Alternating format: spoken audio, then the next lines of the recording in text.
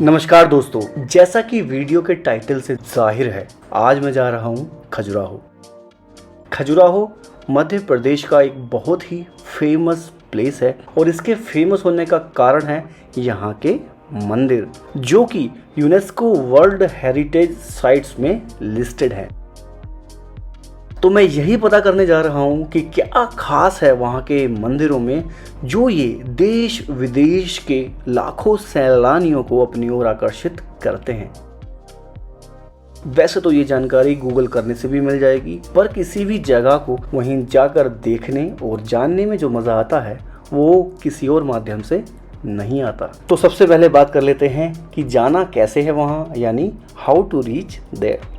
बहुत सारे तरीके हैं। सबसे पहला फ्लाइट, तो दिल्ली से डायरेक्ट फ्लाइट है खजुराहो के लिए, जो कि 1.5 घंटे में पहुंच जाती है खजुराहो एयरपोर्ट। और खजुराहो एयरपोर्ट से खजुराहो सिटी सेंटर की दूरी है 6 किलोमीटर, जिसके लिए आप खजुराहो एयरपोर्ट से टैक्सी या ऑटो आसानी से ले सकते हैं। दूसरा, बाई रोड।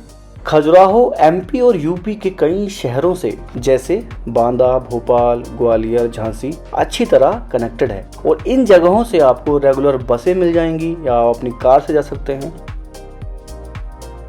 तीसरा, बाई ट्रेन। खजुराहो में एक रेलवे स्टेशन भी है, पर ये बाकी जगहों से उतनी अच्छी तरह कनेक्टेड नहीं है। दिल्ली से एक regular train Khajuraho Hazrat Nizamuddin express Khajuraho जाती है, जो कि 11 से 12 घंटे में आपको खजुराहो पहुंचा देगी। और अगर इस ट्रेन में आपको सीट ना मिले तो आप खजुराहो से 75 किलोमीटर दूर महोबा की ट्रेन ले सकते हैं और महोबा से खजुराहो आने के लिए आपको टैक्सी आसानी से मिल जाएगी। बात कर लेते हैं एकोमोडेशन की, होटल की, रुकने की जगह। तो खजुराहो में होम स्टे से लेकर 5 स्टार होटल तक की अच्छी फैसिलिटीज है, तो निश्चिंत रहें, आपको एकोमोडेशन को लेकर कोई प्रॉब्लम नहीं आएगी। खजुराहो टेम्पल्स के एंट्री गेट पर ही व्हीकल पार्किंग के लिए बहुत अच्छा स्पेस है। तो गाड़ी पार्क करने के बाद आइए चलते हैं मंदिर परिसर के अंदर।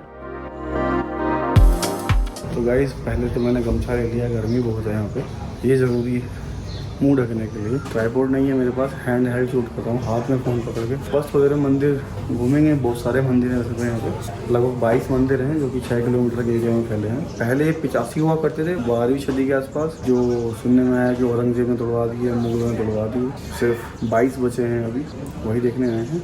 चलिए चलते हैं, देखते हैं Khajuraho temple.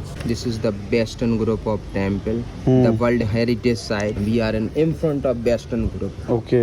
After this is Eastern part, Jainism group, Adinath, Shantinath and Parashnath. There is no erotic sculptures, no Kama Sutra statues. Okay. Only Jainism temple. Okay. And then is South groups, 3 temple, Dula Deva, Chaturbhuja, and we have also new discovered temple is called Bija Mandal. And then there is a old village. Old village we have particular 4 temple, Javari temple, Brahma temple, Vamna temple and Ghantai temple. So total is 22 temple. Okay. And also in behind of this there is a beautiful sunset you can see in Chosat Jogni temple. Okay. Dedicated to Kali. In India only 2, one in Jabalpur and Bheda Ghat, second is this in Khajuraho. This is famous for Tantra yoga and meditation. Okay. Then you go Brahma temple. There is 2 Brahma temple, one in Pushkar in Rajasthan. Okay. Second smaller is here. Okay, thank you. Entry gate से 100 metre की दूरी पर ही है ticket window, जहां से आपको ticket मिल जाएंगे। और ये हैं यहाँ के टिकट प्राइसेस। टिकट्स आप ऑनलाइन ले सकते हो या काउंटर से भी ले सकते हो। और एक और ज़रूरी बात, वैसे तो आप बिना गाइड के भी अच्छे से घूम सकते हो, पर यहाँ के बारे में अगर अच्छे से जानना है तो गाइड ज़रूर कर लें। और गाइड के क्या चार्जेस हैं वो आप यहाँ देख सकते हो। तो 1100 रुपये से लेके 2500 तक इनके चार्जेस होते हैं। हमने मात्र 900 रुपये में गाइड लिया था। बहुत गर्मी है भाई। कि खजुराहो का सबसे बड़ा मेजर ग्रुप है मंदिरों का, जिसका नाम है western group of temple. Western group of temple इसका नाम क्यों रखा गया, क्योंकि खजुराहो के वेस्ट में पड़ता है, इसलिए इसका नाम पश्चिमी मंदिर समूह है, जो 22 एकड़ में बना हुआ है और 11 टेम्पल्स हैं छोटे बड़े मिला के। 1000 वर्ष से ये पुराने मंदिर हैं। इनको चंदेल डायनेस्टी के द्वारा बनाया गया। चंदेल डायनेस्टी का जो पीरियड था वो 900 to 1200 सेंचुरी एडी।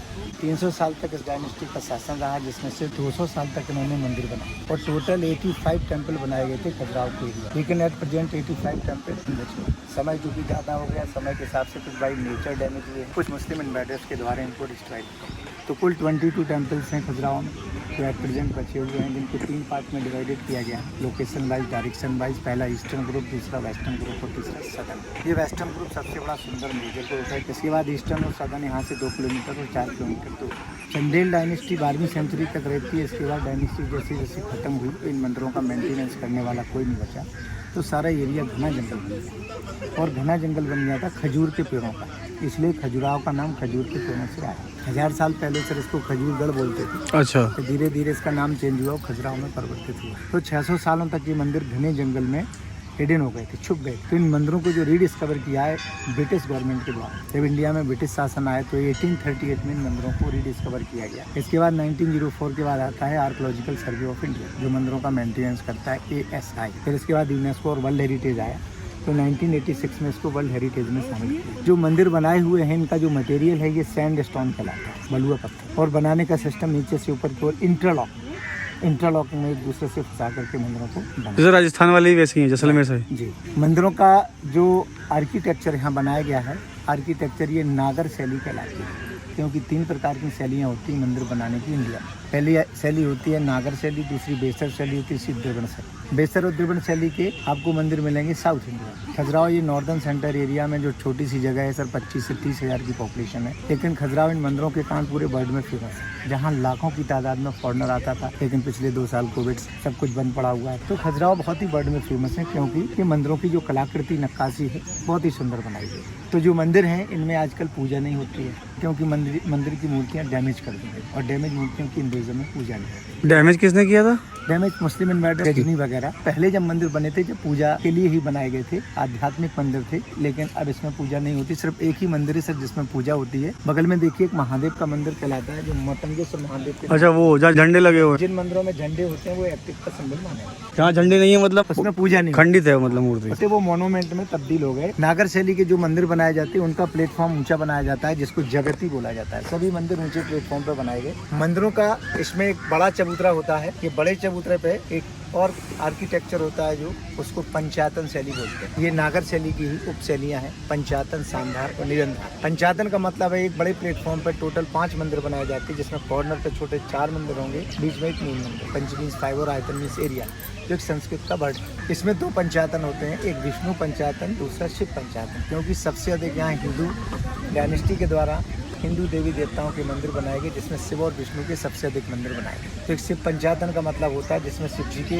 3 मूर्तियाँ 5 मंदिर में होती हैं, और जो विष्णु पंचायतन होता है उसमें विष्णु भगवान की भी 5 मंदिरों में मूर्तियाँ होती हैं। दूसरा कॉन्सेप्ट आता है सांधार और निरंधार। जो मंदिर मेन बड़ा बीच का बनाया गया, वो मंदिर अंदर 5 पार्ट में डिवाइडेड है। तो जो मंदिर अंदर 5 पार्ट में डिवाइडेड होता है उसको कहते हैं सांधार से, और जो मंदिर अंदर 5 पार्ट में डिवाइडेड नहीं होता उसको कहते हैं निरंधार से।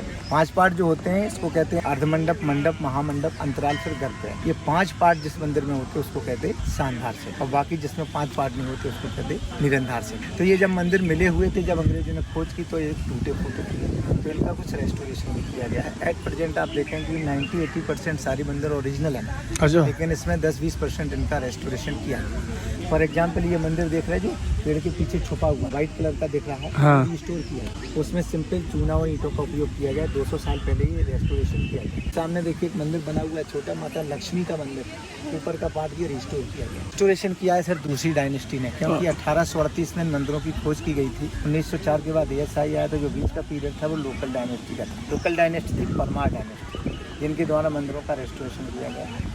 उसी समय इस मंदिर को भी बनाया जो आप देख रहे हैं व्हाइट और ब्लैक में। इसका कॉन्सेप्ट अलग है, क्योंकि ये लेटेस्ट 200 साल पुराना मंदिर है। इसमें 3 अलग अलग धर्मों के आर्किटेक्चर प्रेजेंट किए गए, सेकुलरिज्म के लिए बनाए गए। कि सामने देखिए मुस्लिम आर्किटेक्चर है, बीच का पगोड़ा बुद्धिस्ट है और लास्ट का हिंदू।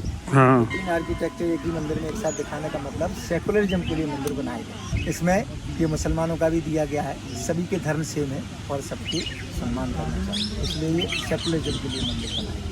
मंदिर तो जैसे उस ज़माने में जब बने थे 1000 साल पहले, तो सब में पूजा होती थी, आध्यात्मिक की ओर ले जाते हैं, लेकिन इसमें कुछ कामुक कलाएँ भी दिखाई गई, एरोटिक फिगर है, जिसके लिए खजुराहो मंदिर फेमस है। तो लोगों की मानसिकता ऐसी होती है कि भाई मंदिरों में इस प्रकार से फिगर क्यों डालेंगे, इसका रीजन क्या था, हर चीज़ का एक लॉजिक। इसका लॉजिक क्या था सर, इस प्रकार के दो कॉन्सेप्ट थे उसके।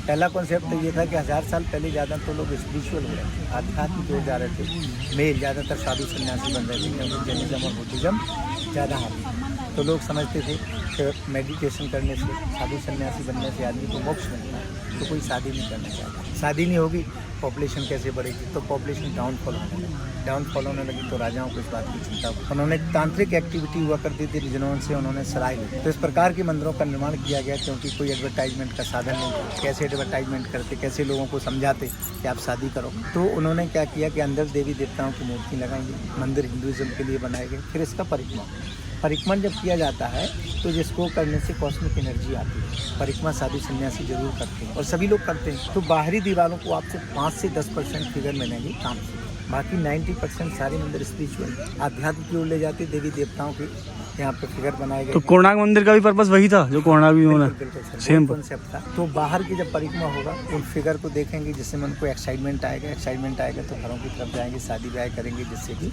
संतानोत्पत्ति है।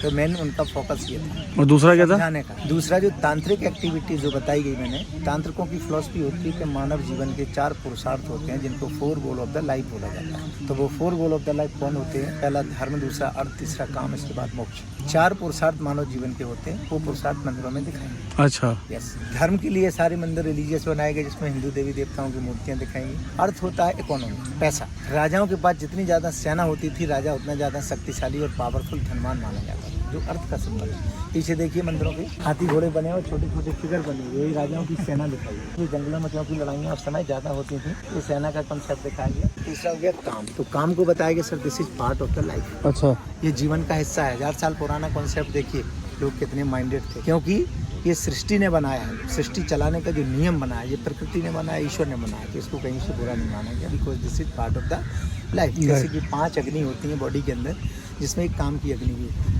This is part of the life. और इसके बाद ही आदमी को मोक्ष मिलता है। मोक्ष का मतलब है जब अंदर जाएंगे, हर चीज़ से आप फ्री हो जाएंगे, हर चीज़ से सेटिस्फैक्शन हो जाएगा। अंदर जाएंगे, दर्शन करेंगे तो मोक्ष मिल जाएगा। और इन सब चीज़ों के बाद ही मोक्ष मिलता है। तो धर्म, अर्थ, काम और मोक्ष, ये कॉन्सेप्ट मंदिरों में दिखाए गए। चंदेल डायनेस्टी की 3 कैपिटल थी। पहली कैपिटल थी महोबा, दूसरी इनकी कैपिटल थी कालिंजर, जहाँ इनके फोर्ट और पैलेसेस बने हुए। बाकी जो है ये तीसरी धार्मिक और सांस्कृतिक राजधानी थी खजुराहो, जहाँ पे इन्होंने 85 मंदिरों का निर्माण किया। तो 3 कैपिटल थी। और चंदेल डायनेस्टी की जो उत्पत्ति हुई है, ये मून गॉड से हुई है। अच्छा, चंद्रमा, चंदेल इसलिए। तो चंद्रमा और हिमावती के मिलन से ये डायनेस्टी पैदा हुई, जिसका नाम चंदेल डायनेस्टी रखा गया। 22 राजा हुए हैं। अलग अलग राजाओं ने अलग अलग समय पर मंदिरों का निर्माण कराया। एक राजा के द्वारा मंदिर नहीं बनाए। तो इतना दूरी पे क्यों है ऐसे कि कोई 3 किलोमीटर? सर जैसे यहाँ पे जमीन का सर्वे किया गया था। अच्छा, ये जमीन का जब सर्वे होता है कि जमीन में क्या धसाव ना हो मंदिरों का। अच्छा अच्छा, इसलिए जमीन का सिलेक्शन किया गया जब मंदिर बनाए गए। इतनी दूर दूर सब। मतलब पूरा एरिया रखा गया कि कहाँ कहाँ जमीन का सिलेक्शन। ये सामने जो मंदिर देख रहे हैं, जो भगवान विष्णु का मंदिर है, लेकिन लिखा हुआ है इसमें लक्ष्मण मंदिर। भगवान विष्णु का मंदिर है, लेकिन राजा का नाम था लक्ष्मण, जिसके द्वारा मंदिर को बनाया गया। ऐसे कंफ्यूजन रहती है, राम के भाई लक्ष्मण का मंदिर नहीं है, भगवान विष्णु का मंदिर है। इस मंदिर को बनाने में 20 साल का समय लगा। तो सबसे पहले अपन इस मंदिर को विजिट करते हैं। जैसे कि यहाँ पे देख सकते हैं, ये सेना दिखाई गई है। इसमें अलग अलग कैटेगरी के लोग हैं। कुछ घुड़सवार हैं, घोड़े पे बैठे हुए, ये कुछ पैदल जा रहे हैं। और यहाँ पे ये राजा चंद्रवर्मन है ना, इनका ये दरबार लगा हुआ है। ये चंद्रवर्मन आराम करते हुए दिखाए। ये छोटे छोटे फिगर में इनके ये सब अटेंडेंट दिखाई। तो पूरी सेना का कॉन्सेप्ट है, जो अर्थ का सिंबल यहाँ पे दिखाया गया। सारे मंदिर जो बनाए गए, ये छेनी हथौड़े से बनाए गए। अच्छा, छेनी हथौड़े से बनाया गया, इसलिए 16,000 लोगों ने मिलकर के काम किया। ये देखो आर्टिस्ट दिखाए गए, छेनी हथौड़े दिए गए। यहाँ पे छाया में आ जाएगी।